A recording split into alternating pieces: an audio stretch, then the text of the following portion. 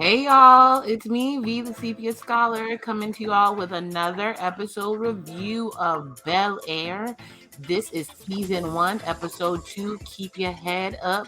Got a little jazzy music going to pipe up the energy, even though this is a super duper serious show. I'm loving it so far. It has an amazing cast. I'm loving the storylines. There's a couple of things that I hope that they're not just creating storylines that aren't going anywhere.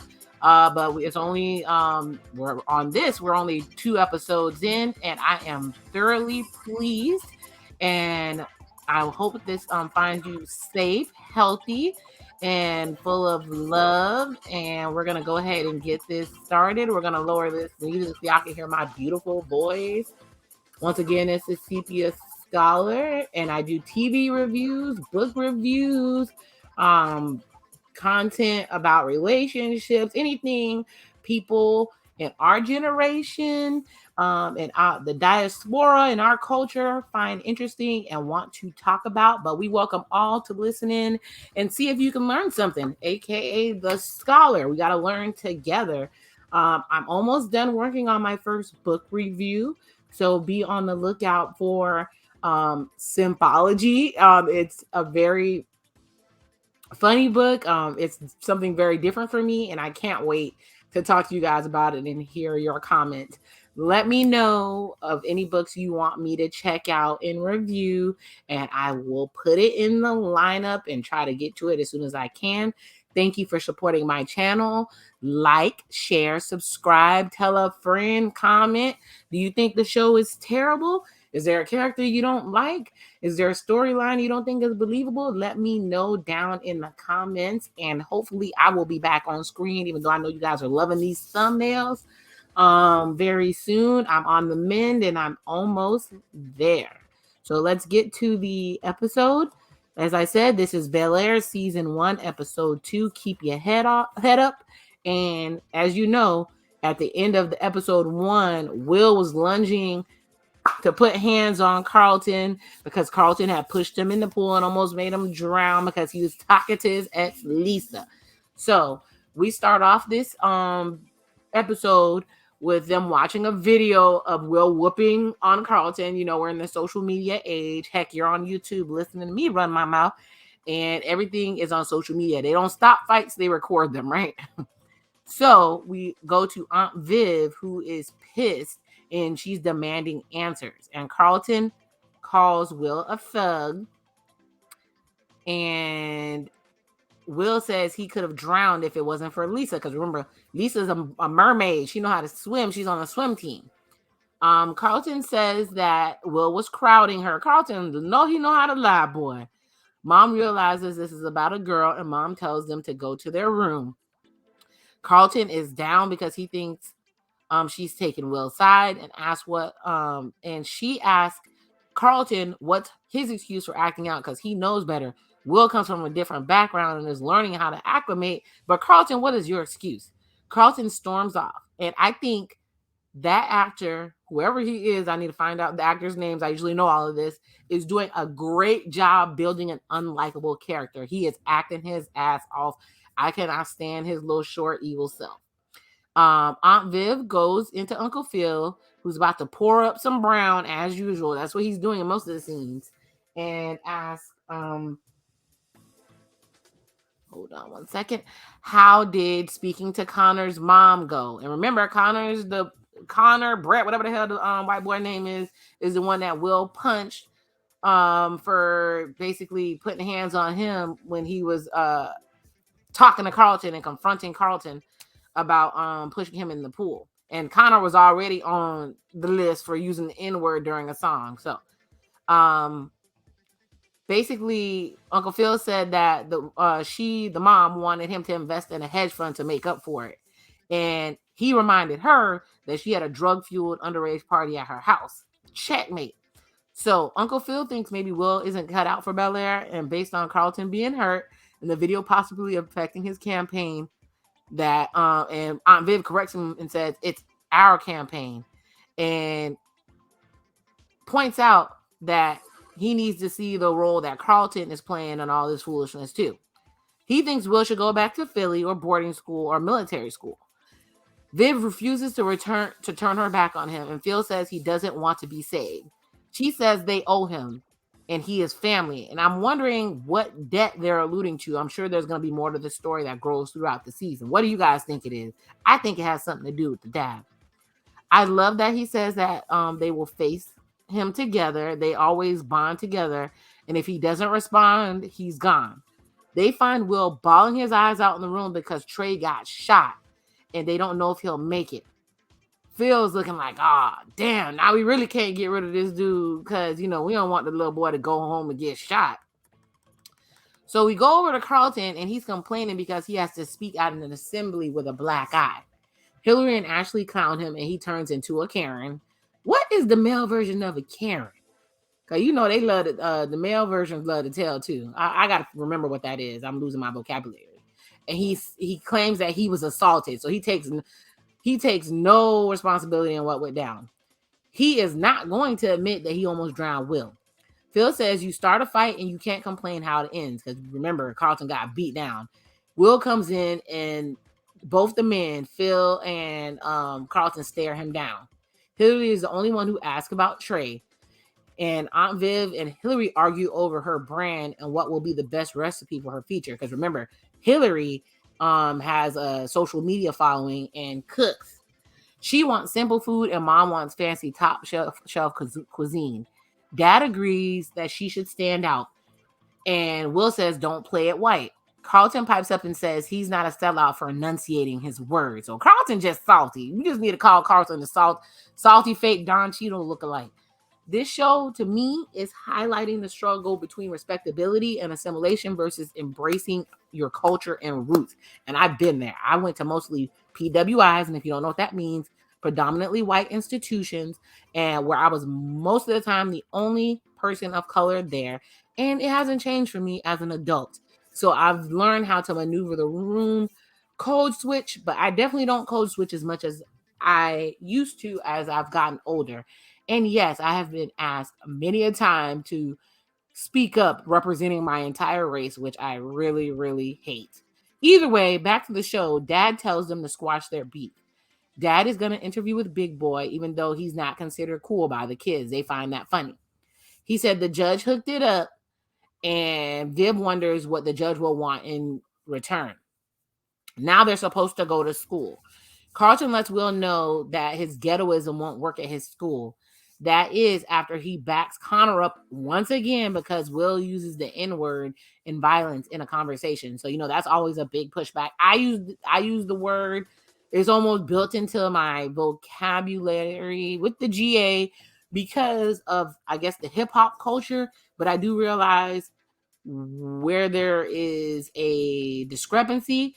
But I wonder why are the pink people fighting so hard to use that word? What do they get out of using that word?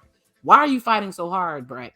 I'm so confused. And why is Carlton fighting so hard for them? It's called privilege. They feel like they're losing the privilege to use whatever derogatory terms they want to use when they feel like it.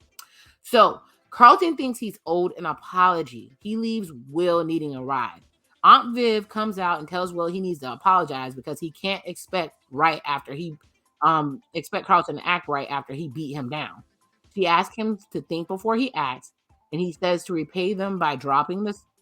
He says that he needs to repay them by dropping the street code. And no, she wants him to repay them by dropping the street code and be charming and talented Will. The same way he took over Philly, he could take over Bel Air, being himself.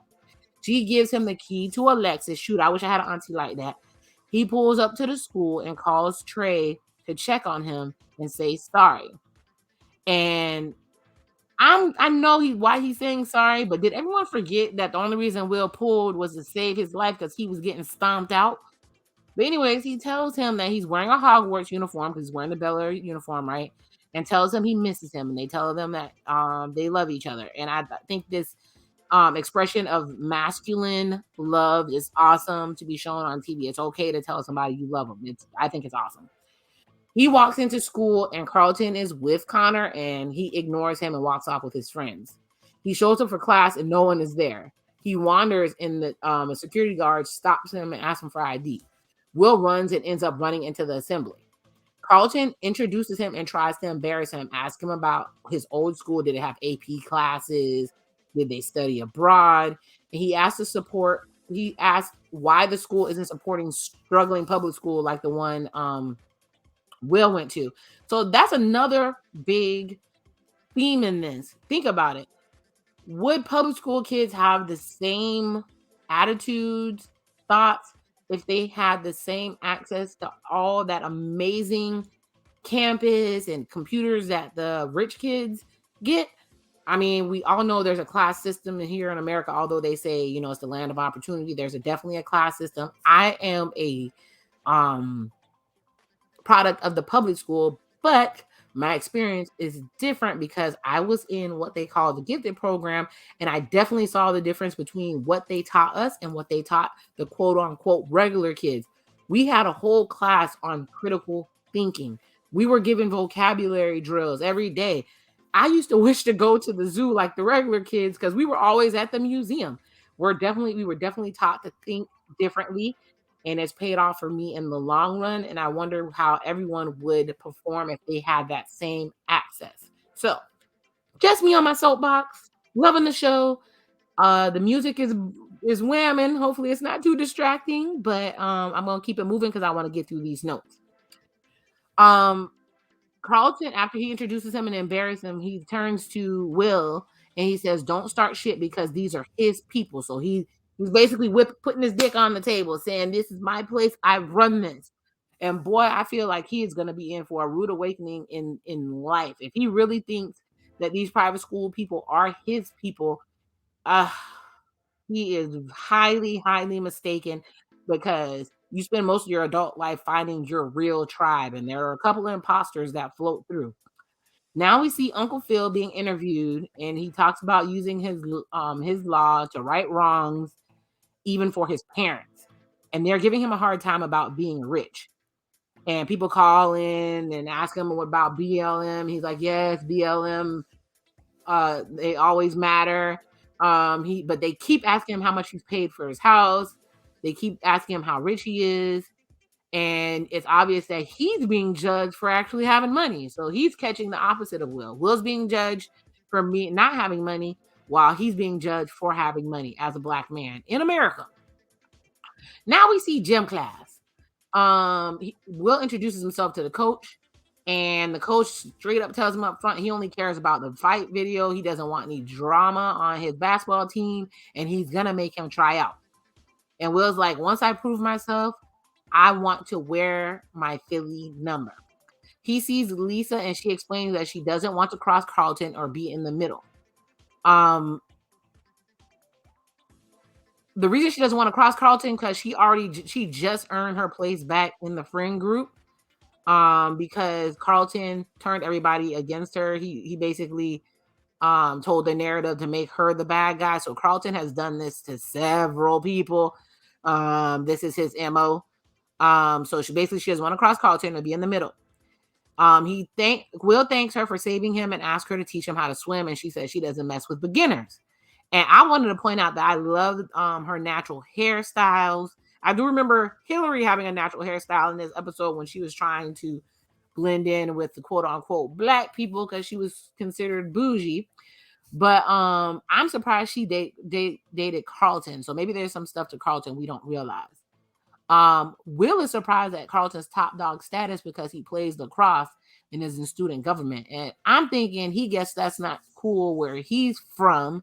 So he doesn't understand why it's cool in Bel Air. So it shows you, the drastic, the contrast between the two young black men growing up in the different places and what they deem as successful, right? So Lisa says Carlton is actually charming and takes time to learn everybody's name and makes you feel special. Will takes a dig and says, "That's how he got you, huh?" Lisa was not having it. She storms off. He apologizes, and now we see it goes over to Hillary throwing down in the kitchen. The folks were impressed. She's doing it for that job interview. Before they offer the job, they want her to tone down her clothes, and she would need clearance to post, and they would want her to tone down her seasoning in her food. Here come white folks telling us to take the seasoning out of our food. We need seasoning, y'all. We need seasoning. I'm of Caribbean descent. I need to taste my damn food, y'all. Y'all see all those funny memes, and I think even Teen Titans made a joke about folks who don't want seasoning in their food. We want our meat clean and our food seasoned, people. Wash your feet in the shower. You're going to get that joke later. They basically want her to remove everything that's unique about her. Have you ever had to change? This is a question I put in the notes so I can ask you guys. Have you ever had to change who you are for a job? I know people code switch. I've had to do it. Like I said, as I get older, I'm working less and less on not changing stuff to fit in at work. And, it makes you feel more pride in yourself or whatever. So she says people love her people and her family love her spices, and they tell her that her family, the Bankses, who are filthy rich, top notch, are not their target market, target audience, and that's where that ends. Now we're back in Algebra 2 class, and there's a quiz, and Will actually wants to take it to the teacher's surprise because he's like, students actually don't usually want to do the work. There's a guy who walks in late and gets away with it because he goes on a diatribe about time being a social construct. Will is super impressed. He says the guy tells him that the trick is to be too annoying to punish. Turns out his name is Tyler, and he says it's an honor to meet Will because he's been wanting to punch Connor since they were kids. Now they're at lunch. Connor stops Will, gets his attention, stops Will, and serves him with a restraining order. Carlton also confronts Will because Lisa told the truth about the fight, why it happened, because he was jealous and on them. She ain't telling everybody he was on that damn powder, and he felt like it made him look weak. Even though Will apologizes, and Carlton doesn't want to hear it. Tyler's actually watching the whole thing. He walks away from Carlton, who's basically challenges him to a fight because he knows he'll lose either way. They're already trying to make him look crazy at this school. Lisa takes notice of this. Back to Hillary. They made an offer, and Aunt Viv is happy she's getting paid, but Hillary is not sure about the requirements. Aunt Viv reminds her she called in a favor to get the interview, and she says when an artist collaborates, they usually have to give something up. Reminds me of that storyline in Insecure where Issa and Crenshaw clashed over how much of your art do you give up to get corporate sponsors, right? Ashley chimes in and was like giving up your soul. And Hillary's like, yeah, that's how I feel. Viv says negotiate. She throws that Viv gave up her art dream to be a professor. And Viv says she'll support whatever decision Hillary makes. Now we see Jazz and Will at the court. Will has PTSD and his game is gone because basically every time he tries to play, he pictures the shooting and getting arrested. So his game stroke is gone. Jazz asks what the deal is, and Will tells the story and thinks Trey is getting shot is his fault. Jazz says he's seen some BS he can't unsee too. Will says he needs to shine to make it at the school. So they could go back to Aunt Viv grading papers when Will's mom calls to check her about Carlton targeting Will. Viv says he won the fight, so mom shouldn't be mad. And mom's like, Will has to stay until Christmas because, everything's going down in the neighborhood. Viv says she'll handle it. Now we see Jeffrey and Phil, which Jeffrey is starting to become fine to me, not because he actually fine, but because his swag, and Uncle Phil is definitely fine. And they're in the room vibing to a Tribe Called Quest. And they're on that brown liquor, which is what they're usually doing. He wants to know what to do with Will around here. Jeffrey relates to Will because he said when he moved from Jamaica to London, he had to adapt. And he says that Will needs more than a few days to adjust. Phil said more time equals more trouble. And Jeffrey says you can see he's trying. He's actually absorbing the stuff you're telling him and applying it in real life. Then it pans over to Will outside practicing. Uncle Phil comes out and hoops with him. He says he built the court for Carlton, but Carlton chose to play lacrosse. Will explains the feeling of being arrested, feeling out of control, feeling like your life is in somebody else's hands. And they discuss the system, judicial, police, whatever you want to say. And it dawns on me that they represent the opposite sides, right? Uncle Phil represents law and order, but with a conscience, which we all know a lot of times law and order, that machine works with no conscience It doesn't care who it tears up, families it breaks up, and it definitely isn't applied across the board. Where Will is a young black man trying to maneuver the system and has got caught up in the spokes a couple times and wouldn't have gotten out if Phil hadn't intervened. What themes are you seeing in the show too? Let me know in the comments. So, Uncle Phil tells him not to quit and to keep maneuvering the world. Carlton sees them bonding and gets angry. He feels like Will is taking everything. We had I just thought about me when I was growing up. We had kids come live with us that needed help. And the funny thing is we needed help too. But we were in a better position than them. And it definitely was an experience getting used to them. And we had this one cousin, he's a doctor now. I love you. He's amazing. We kind of tainted him because when he came in, he was doing so many things to try to fit in and to get on the parent side. And of course, the kids that live there are gonna feel some type of way. But we promptly corrupted him, and we love him, and he loves us, and we're still good till this day. We love him. Back to the show, we see Will getting ready for school, and he gets a hold of Trey, and Trey actually answered because he was calling from a different number. And he said Rashad caught him slipping. They talk about missing each other. So their bonding moment. Get to school, and Carlton is rolling with Connor. I feel like that's gonna backfire on. I don't care how long you've known Connor Carlton. When it comes down to people getting in trouble, everybody will like go for themselves. I'm just saying. She basically Lisa confronts Carlton and asks him to keep her out of their mess. And Carlton got powder on his nose. He's so sloppy, he's not even cleaning it up. Carlton is out of control. Somebody need get him. They so focused on Will, they need to figure out what's going on with their son. Lisa tells Carlton that Will doesn't deserve a restraining order or his wrath. She told him to get away from Connor and get help. You got that damn powder on your nose. He tells her Will is trouble and bad for her safety and future. And I just thought in this mode, it'd be your own people. Your own people will talk bad on you and get you set up and get you in trouble. And this show is putting so many things on blast that we deal with as Black people in the American dream and life in general as diaspora. This show is giving what it's supposed to give. I haven't been bored yet. I'm all in. And guess what? The more comedic version did the same thing. So I appreciate that they're taking this approach and it's still working. So back to Will. He's in math class with Tyler. Tyler compliments his shoes. He asks if the tryout. He asks if Will asks Tyler if the tryouts are real or is this another way they're gonna play him. Tyler says the coach is a straight shooter. He said even though you did knock the shit out of the two top athletes in school. He tells him to play no showboating in order to impress the coach. Back to Hillary. Hillary is on the gram.